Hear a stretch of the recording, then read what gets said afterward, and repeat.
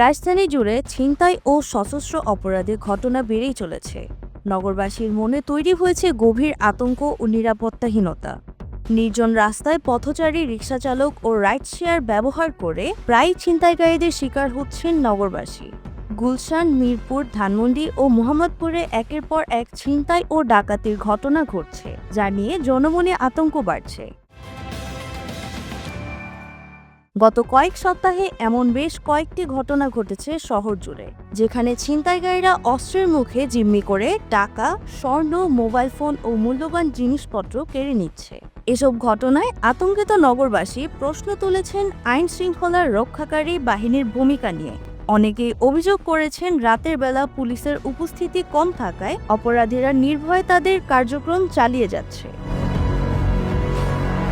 গেল রবিবার রাতে রাজধানীর বনশ্রীর আবাসিক এলাকায় ছিনতাইকারীর ঘটনায় আতঙ্ক ছড়ায় নগর জুড়ে। এ পরিস্থিতিতে রবিবার গভীর রাতে স্বরাষ্ট্র উপদেষ্টা এক জরুরি সংবাদ সম্মেলনে নগরবাসীর নিরাপত্তা নিশ্চিত করার আশ্বাস দিয়েছেন।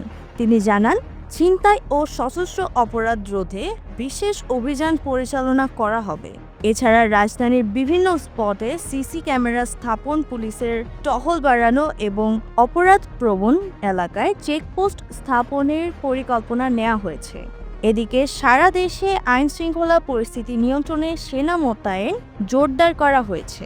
বিশেষ করে রাজধানী ঢাকায় সেনা সদস্যদের সহায়তায় পুলিশ ও র্যাব যৌথ অভিযান চালাচ্ছে।